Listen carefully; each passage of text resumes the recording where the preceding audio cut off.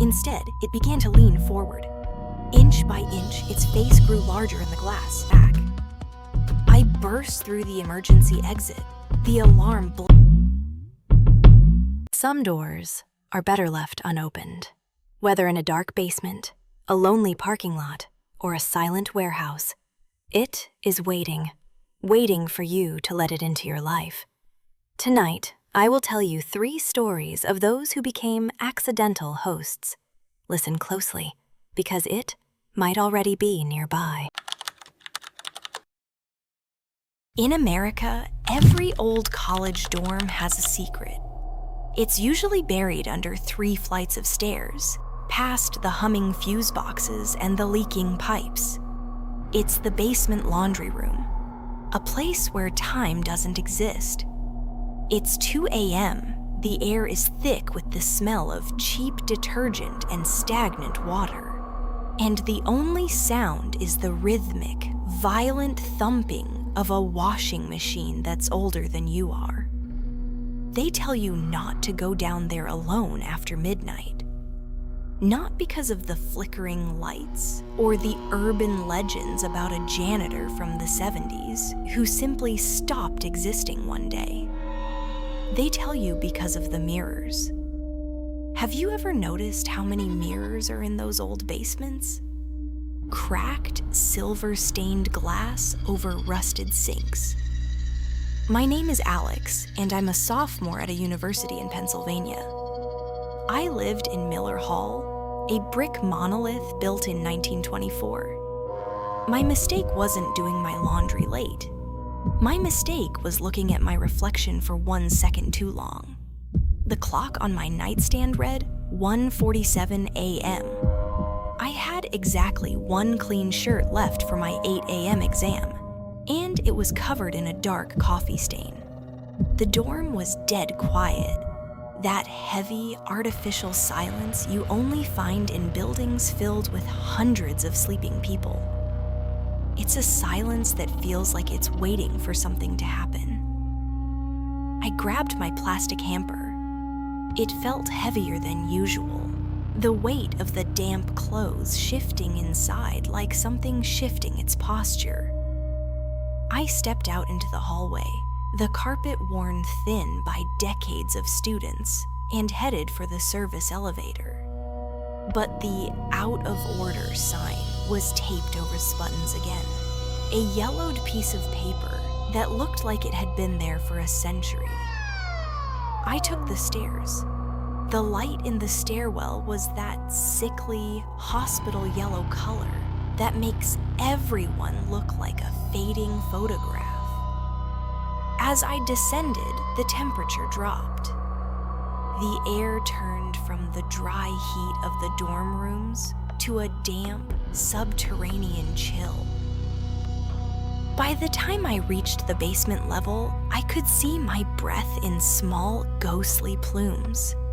The door to the laundry room was heavy steel, painted a gray that looked like weathered stone. Creak. The sound echoed down the concrete corridor like a closing cell door. I stepped inside. The laundry room was a forest of white machines. 30 of them lined up in rows like headstones in a forgotten cemetery. Most were dark, their digital displays blank. But only one was running, unit number 04. It was vibrating so hard, it was slowly inching away from the wall, its metal feet screeching against the concrete. Thump, thump, thump. Inside the circular glass door, something heavy was spinning.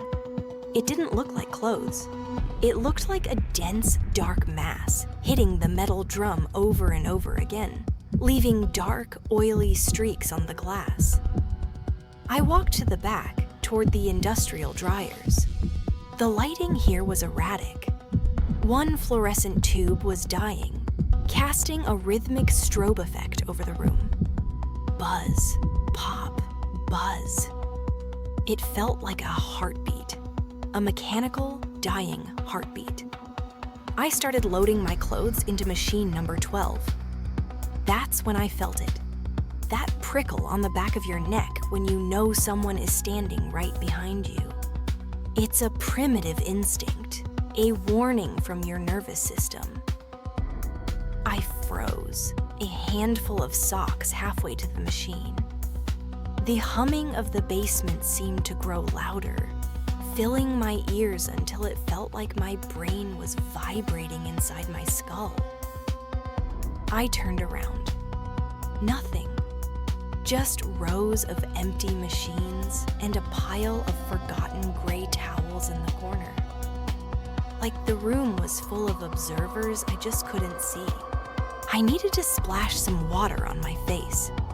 I was tired, hallucinating shadows, letting the Miller Hall ghost stories get to me. I walked over to the old porcelain sink against the far wall. It was a deep industrial basin, stained with rust and years of chemical cleaners. Above it hung a large rectangular mirror. The mirror was covered in a film of grime and water spots, but it was clear enough to see my own exhausted face. I looked terrible. My skin was pale under the fluorescent lights, and my eyes were sunken. I turned the tap. The pipes groaned deep within the walls, a sound like a giant beast shifting in its sleep. The water came out a deep, muddy brown at first, thick with sediment that looked like oxidized iron. I let it run until it turned clear and ice cold. I cupped the water in my hands and pressed it to my face. The cold was shocking, stinging my skin. I kept my eyes closed for a few seconds, savoring the sharpness of the temperature. When I looked up into the mirror, I saw myself. But the room behind me in the reflection, it looked different. In the real room, the lights were flickering. In the reflection, the lights were steady and bright. In the real room, the air was misty from the dryer steam. In the reflection, the air was perfectly, unnervingly clear. And then I noticed the background. Behind me, at the very end of the row of washing machines, a door I hadn't noticed before was slightly ajar. A dark wooden door that didn't exist in the real laundry room. And from the darkness of that reflected room, something was watching me. It wasn't a face. It was just 2 points of pale silver light, reflecting the glare of the ceiling lamp. Like a predator caught in headlights, but they were too high up. Whatever was standing in that reflected doorway was tall. Too tall for a human. I didn't move. I didn't even breathe. I watched the reflection of the dark door in the glass. The eyes didn't blink. They didn't move. They just waited. I tried to tell myself it was a smudge on the glass, a trick of the light. I slowly started to turn my head to look behind me, to see if the door was actually there in the physical world. But as I turned my physical head to the right, my reflection in the mirror stayed still. My reflection was still looking straight ahead, staring directly at the spot where my face had just been. Its head didn't move. Its hands stayed gripped on the edge of the porcelain sink. I was looking at the back of my reflection's head, but my reflection was looking at my eyes. The laws of reality had simply stopped working. I felt a coldness wash over me that had nothing to do with the basement air. It was a spiritual cold, a sudden realization that the me in the mirror was no longer a shadow. It was an entity. Slowly, the reflection's mouth began to curve. It wasn't a smile. It was a predatory peel of the lips, revealing rows of small, needle-like teeth. "Alex," the reflection said. Its lips didn't move in the mirror, but I heard the voice. It wasn't coming from the air. It was coming from inside my own mind. "You're going to be late for the exchange." I felt my heart slam against my ribs, but my reflection remained terrifyingly calm. Its chest didn't rise. Its fingers, long and unnaturally pale, began to grip the porcelain sink in the mirror. I heard a sound, not from the room, but from the glass. Creak. The sound of something very hard being crushed by an impossible force. I slowly pulled my right hand away from the real sink. My reflection's hand stayed exactly where it was. Its grip tightened until the mirrored porcelain began to spiderweb with cracks. "This isn't real," I whispered. My voice sounded flat, muffled, but my reflection didn't blink. Instead, it began to lean forward. Inch by inch, its face grew larger in the glass, filling my entire vision. I saw the dark, sprawling veins beneath its skin. Its pupils were massive, black holes that seemed to swallow the light. Suddenly, it raised its mirrored hand and pressed it against the surface of the glass from the inside. A dull, heavy thud echoed through the basement. Thump, thump, thump. It wasn't knocking on glass. It felt like it was knocking on the inside of my forehead. The surface of the mirror began to frost over, a deep, unnatural ice spreading from its fingertips. A wave of grave chill rolled off the mirror, turning the humid laundry room into a freezer. A violent metallic scream erupted from machine number 4. It was the sound of iron grinding against iron. Screeker thud. I stumbled back, breaking the gaze of my reflection, and spun toward the machines. The drum of unit number 04 was spinning at a dangerous speed. A thick, dark maroon liquid began to spray through the rubber seals, misting into the air. It smelled like oxidized metal and old, damp earth. The fluid began to pool on the floor, bubbling like a chemical reaction. Every drop that hit the concrete sounded heavy, echoing like a heartbeat. Lub-dub. Lub-dub. The digital display on the machine was stuck at 0000, but the motor was screaming louder, rising into an ultrasonic pitch. The vibration was so intense that the other machines began to act on their own. The doors of Units 6, 8, and 10 suddenly swung open in perfect synchronization, like rows of gaping dark pits. I lunged for the door, but the floor had become a trap.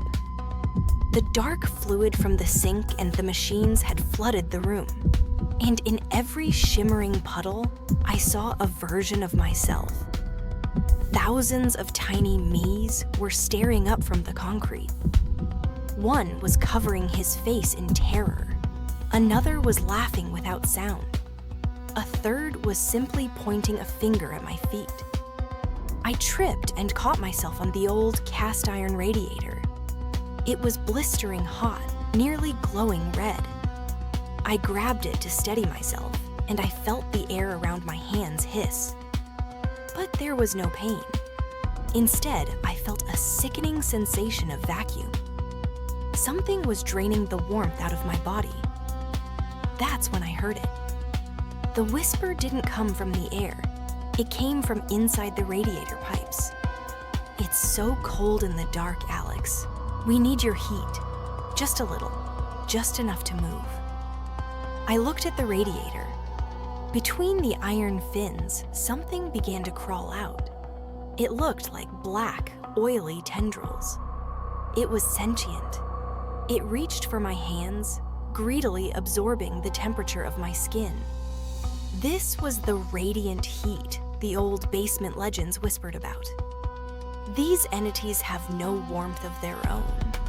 They are parasites of energy, cosmic scavengers that can only exist if they steal the heat from the living. I finally reached the steel door. I grabbed the handle and pulled with everything I had. It didn't budge. It was as if the metal had fused with the frame. "No, no, please!" I hammered on the steel.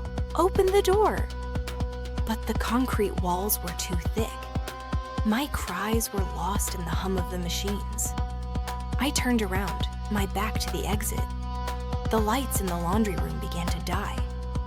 One by one, the rows of machines were plunged into darkness. The only source of light left was the mirror over the sink. It was glowing with a pale, phosphorescent light. A hand began to emerge from the mirror. A physical hand made of gray, bloodless skin. It gripped the frame of the mirror and pulled. The sound of the glass breaking was like someone tearing a heavy leather sheet.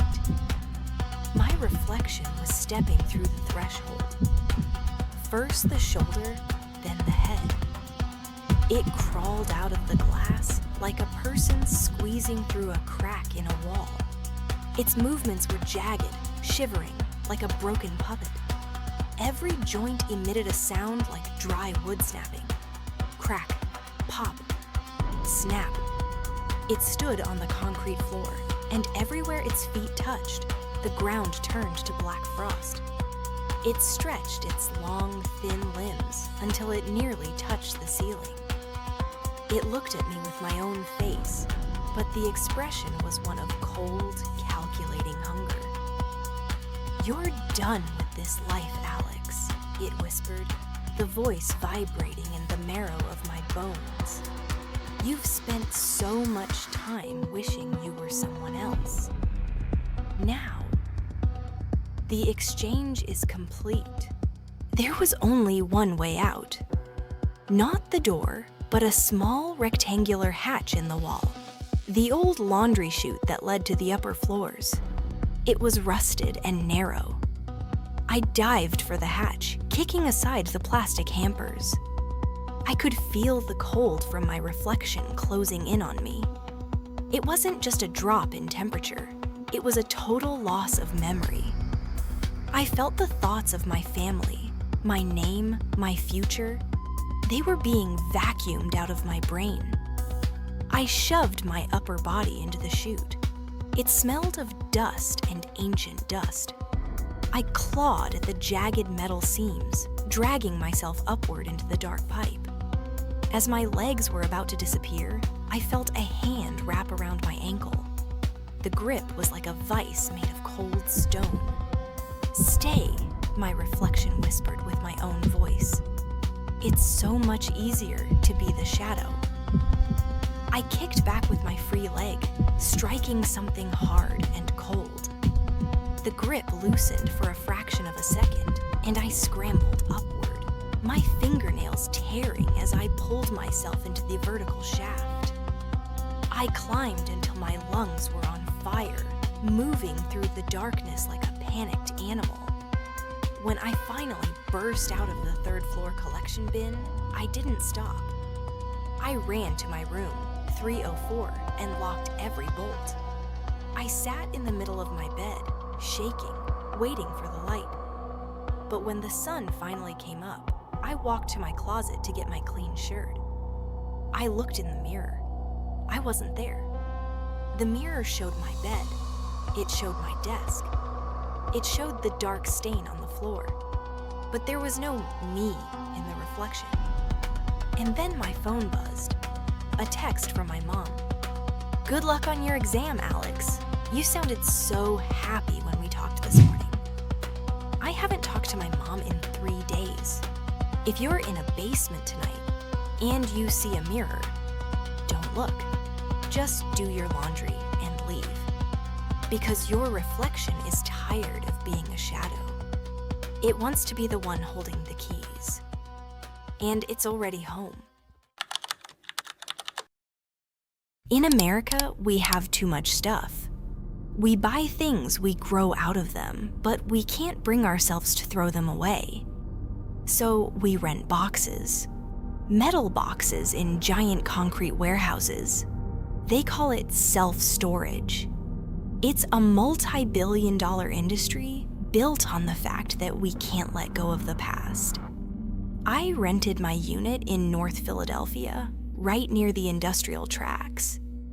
It was a climate-controlled facility, which sounds fancy.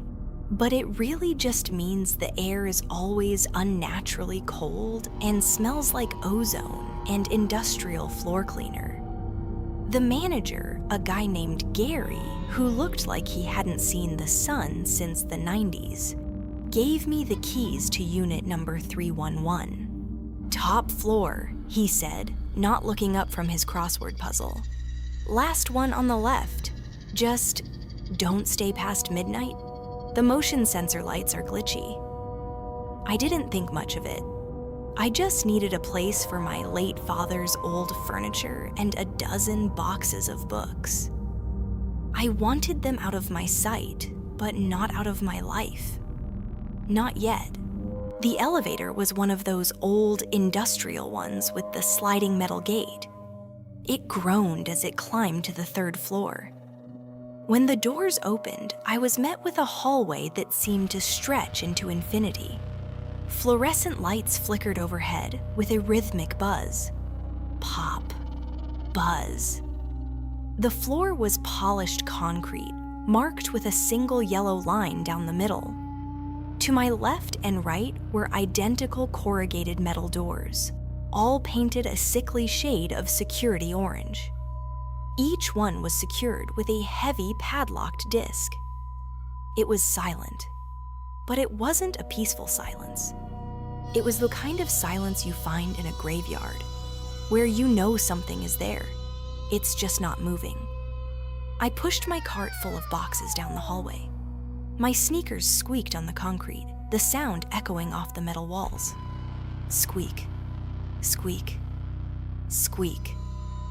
I passed number 301, number 303, number 307, and then I stopped.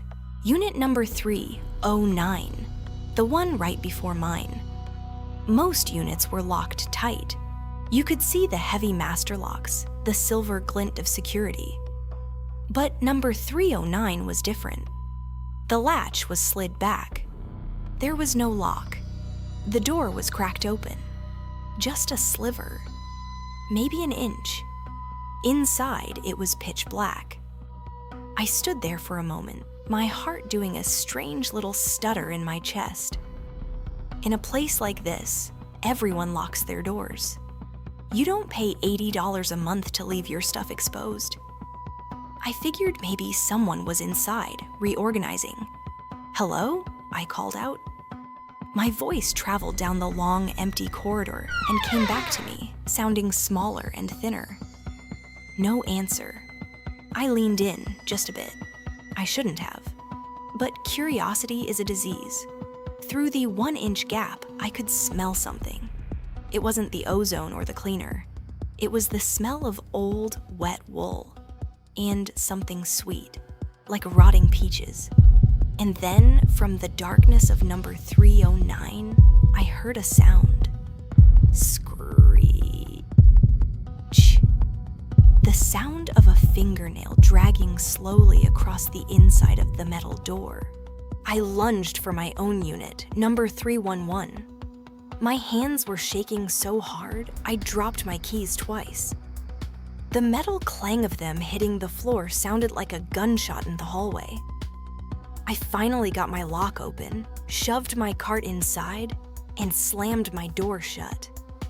I sat there in the dark of my own unit, surrounded by my father's old chairs, breathing hard. I felt like a child hiding under the covers. "It's just a draft," I whispered to myself. "Old buildings shift, metal expands. It's just physics." I pulled out my phone. I have a small, battery-operated security camera, one of those cheap ones you can monitor from an app. I'd bought it to keep an eye on my dad's antiques. I set it up on top of a tall bookshelf, pointing it toward the small gap at the bottom of my door. I left the facility quickly. I didn't look at number 309 as I ran past. I didn't look at the elevator. I just wanted to be outside, in the humid Philly air, under the streetlights. That night at 3:14 a.m., my phone buzzed on the nightstand. Notification, motion detected in unit number 311. My stomach did a slow roll. I opened the app. The footage was grainy, night vision green. At first, there was nothing, just the silhouettes of my furniture. But then I saw it. Underneath my door, in the narrow gap between the metal and the concrete floor, something was moving. It was a piece of paper. Someone was sliding a folded note into my unit from the outside. Then the movement stopped. But the camera didn't stop recording. A few seconds later, something else appeared in the gap. It was a finger. A long, gray, bloodless finger with a jagged nail. It didn't try to open the door. It just rested there, pressed against the concrete, as if it was feeling the vibrations of the room. Then a voice came through the tiny speaker of the camera. A whisper that sounded like dry leaves blowing over a grave. "You forgot to lock your neighbor's door." The screen went to static. I went back the next morning. I had to. I told myself I'd bring a manager.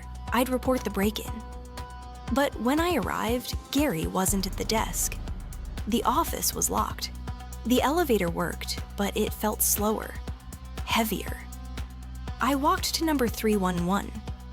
The hallway felt different. The yellow line on the floor looked wet.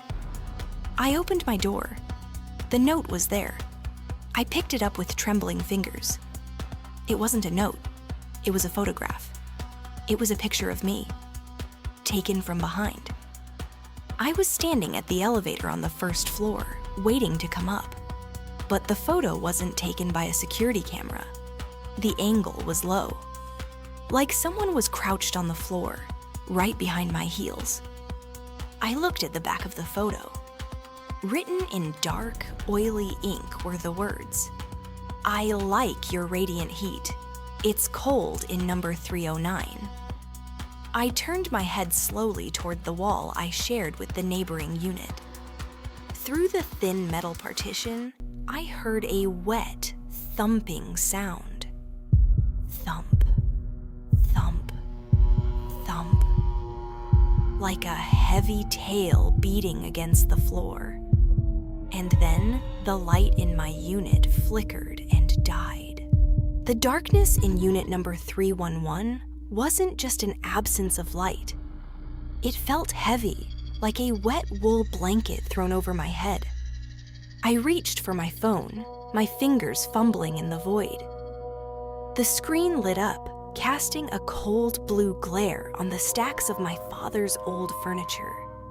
In that flickering light, the shadows of the chairs looked like skeletal figures crouching in the corners. Thump, thump, thump. The sound from the other side of the metal wall was getting faster. It wasn't just a tale anymore. It sounded like something heavy and wet was being dragged upward along the corrugated steel. I turned my flashlight toward the wall I shared with unit number 309. The metal was bulging. The steel sheets were bowing inward toward me, the rivets groaning under a pressure they weren't designed to hold. Whatever was in number 309 wasn't just standing there. It was pressing its entire weight against the partition, trying to get through. "Gary!" I screamed, my voice cracking. "Gary, help!" No response. Just the hum of the climate control and the rhythmic thump of the wall. I lunged for my door, desperate to get back to the hallway. I grabbed the latch and pulled. It didn't budge. I pulled harder, my boots slipping on the polished concrete. The door was stuck. Not locked, stuck. Like someone was holding it from the outside. I looked down at the gap at the bottom of the door. Through the thin sliver of light from the hallway, I saw a pair of shoes. Gary's shoes. I recognized the worn-out brown loafers he'd been wearing at the front desk. "Gary, open the door. Something is in number 309. Gary didn't move. He didn't speak. Then I saw his feet begin to lift off the ground, slowly, inch by inch. His loafers dangled in the air, then his socks, then his bare, pale ankles. He wasn't jumping, he was being pulled upward. The last thing I saw before the hallway light flickered out was Gary's fingers gripping the top of my door frame, his nails snapping off as he was dragged into the ceiling tiles. The thumping against the wall stopped. For a second, there was a silence so absolute I could hear my own blood rushing in my ears. Then came the smell. It was no longer just rotting peaches. It was the smell of a damp basement that hadn't been opened in 100 years. A smell of old earth and copper. I pointed my phone's light at the ceiling. The drop ceiling tiles were moving. One by one, they were being pushed aside. A pale, hairless head peered down from the darkness of the vent space. It had no eyes, just two smooth patches of skin where the sockets should have been. But its mouth was wide, filled with rows of small, needle-like teeth that looked like they were made of yellowed bone. "I told you," it whispered, the voice coming not from the creature, but from the speaker of my own security camera on the shelf. "It's cold in number 309. We need your radiant heat."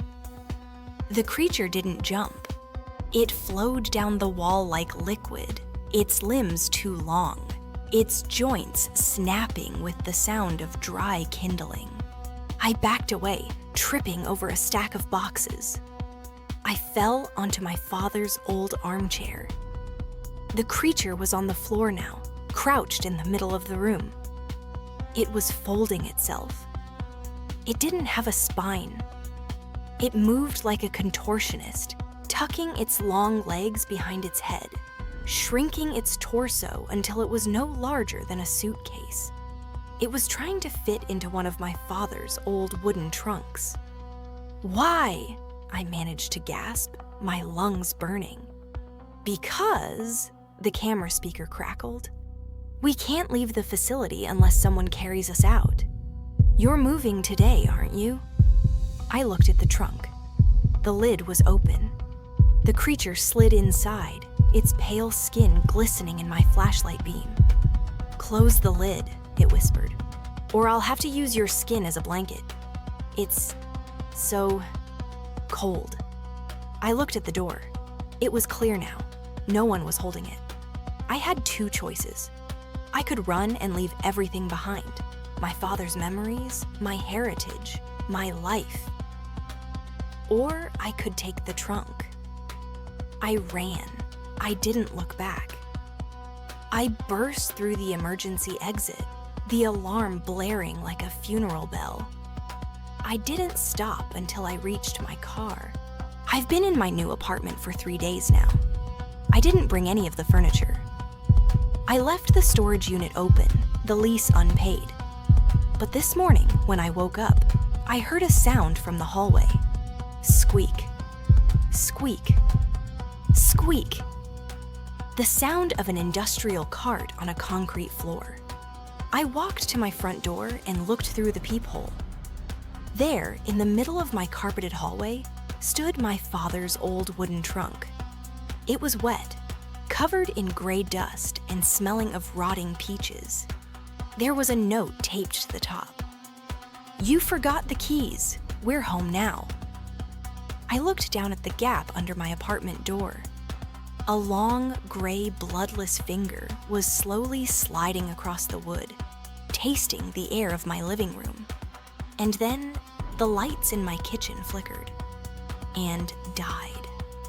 If you have a storage unit, if you haven't visited it in a few months, go today, check the lock, make sure the latch hasn't been slid back, because they don't want your stuff.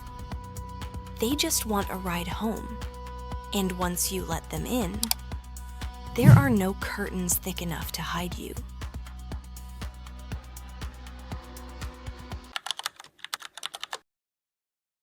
They say the human soul weighs exactly 21 grams. It's a strange clinical number, isn't it? I've spent my life as a nurse in the ICU, surrounded by the hum of ventilators and the flat line of heart monitors. I've seen the exact moment the light leaves a person's eyes. I've watched the scales, the data, the monitors. There is no magic there, no ghosts, just biology failing. At least that's what I told myself to stay sane. But data can lie. And machines can remember things we've tried to bury. It started at 3:14 a.m. I was standing in the middle of a concrete parking lot. The air so cold it felt like needles in my lungs. My keys were clutched so tightly in my hand that the metal bit into my palm. I wasn't inside my car. I was 10 feet away from it. But the engine of my black sedan was roaring. Not a normal idle, but a strained mechanical scream, as if someone was flooring the gas pedal while the car was in park. The windows were completely opaque, coated in a thick, milky condensation that shouldn't exist in this weather. And then, through the sound of the engine, I heard it. A rhythmic, deliberate scratching. Scritch, scritch, scritch. Long fingernails dragging against the reinforced glass from the inside. Someone, or something, was locked in my back seat, trying to find a way out. And, according to my phone, that something weighed exactly 21 grams. Let's go back 3 days. That's when the world stopped making sense. I had just finished a double shift at the hospital. 36 hours of blood, adrenaline, and the smell of antiseptic. I took a taxi home because my hands were shaking too much to drive. As the taxi turned onto my street, my heart skipped a beat. There, sitting perfectly in my driveway, was my car, my black sedan. The same dent on the rear door from 3 years ago. The same nursing sticker peeling off the back window. The same license plate, 7BKL9. It was already there. I stood on the sidewalk, frozen. I pulled out my phone and opened the Find My Car app. The GPS tracker showed a bright red dot moving at 70 miles per hour on Highway 405, headed toward the coast. But I was looking at the car right in front of me. I walked up to it and touched the hood. It was ice cold. Dead. I looked through the driver's side window. The cabin was empty, but on the passenger seat, there was a small, bright yellow child's sun hat. I don't have children. I never did. At least that's what my medical records say. Then, the phone in my hand vibrated. A call from Self. My own number was calling me. I answered, but I didn't say anything.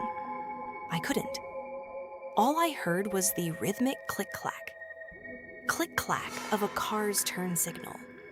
It sounded hollow, echoing as if it were being recorded in a cathedral. Then, a small, wet voice whispered into the receiver. "Mommy? Why is it so dark in the back? Did you forget to unlock the door again? It's getting hard to breathe, Mommy." I dropped the phone. When I looked back at the car, the yellow hat was gone. I became obsessed with the logs. Every smart car records its own history. Every weight sensor, every door opening, every mile driven. I spent the next 48 hours locked in my dark living room, scrolling through the screen recordings of the car's internal diagnostics.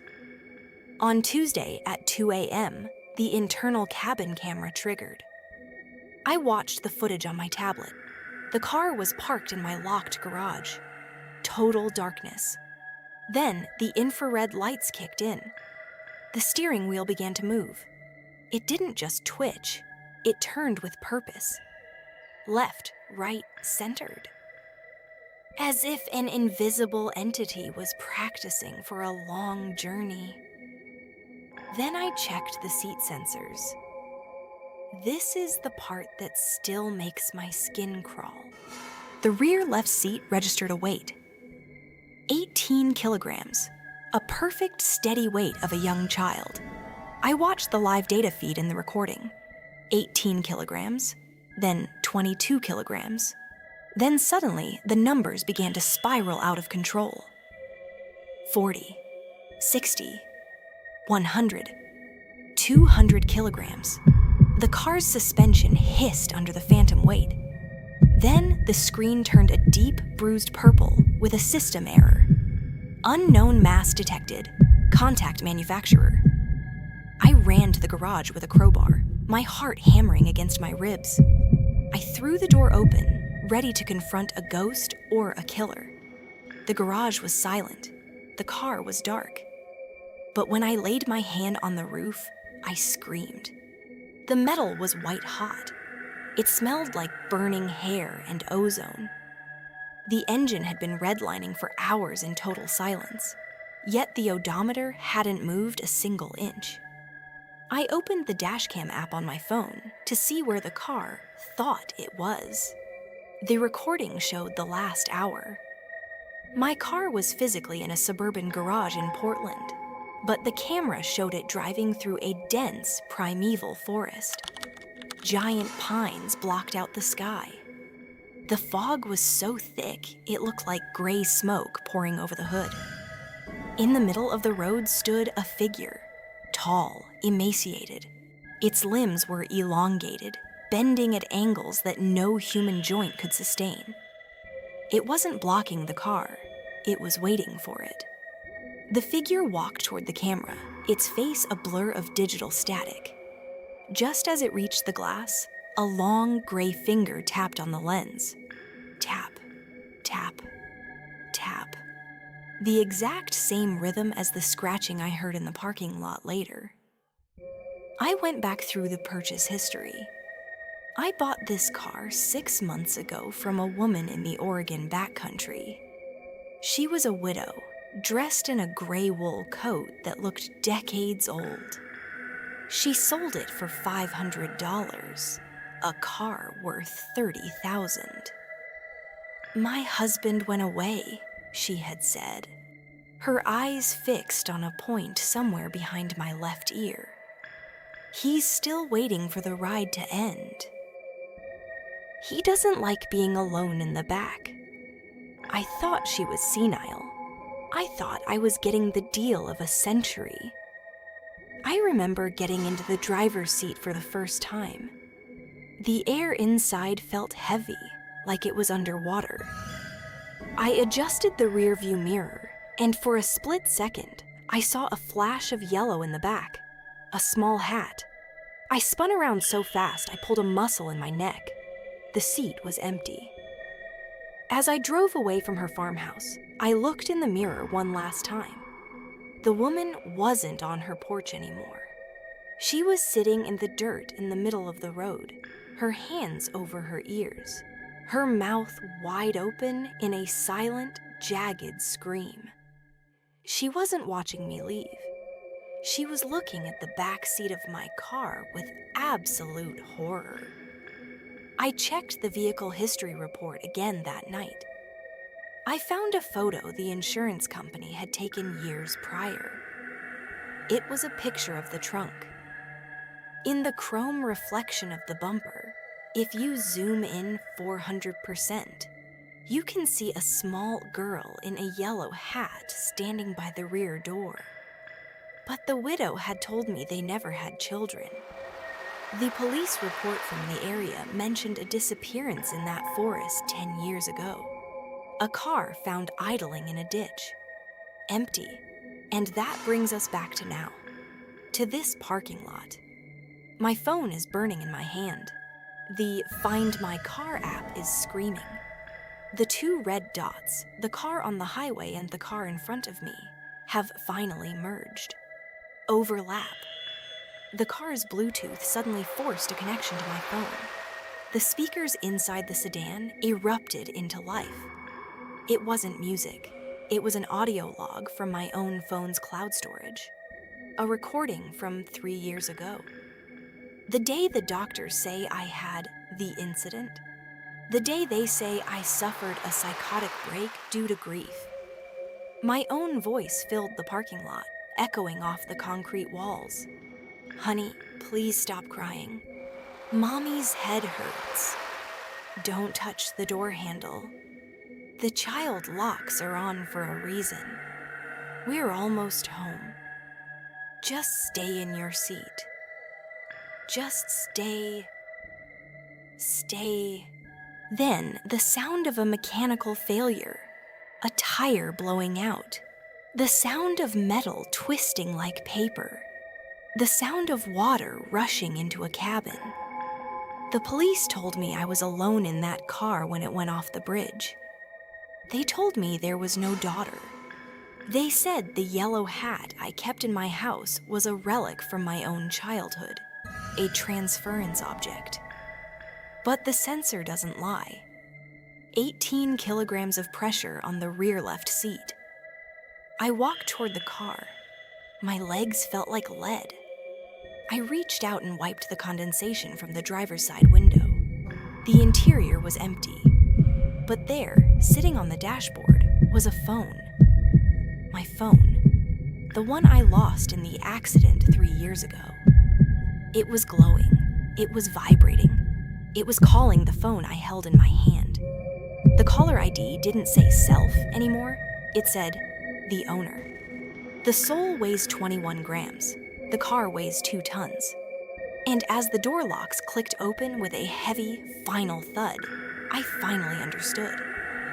I wasn't the nurse. I wasn't the survivor. I was just the cargo that had been missing for 3 years. I climbed into the driver's seat. The door locked itself behind me. Click. The GPS screen on the dash flickered to life. It didn't show a map. It just showed a single sentence in bright, clinical white text. Destination reached. The ride is over.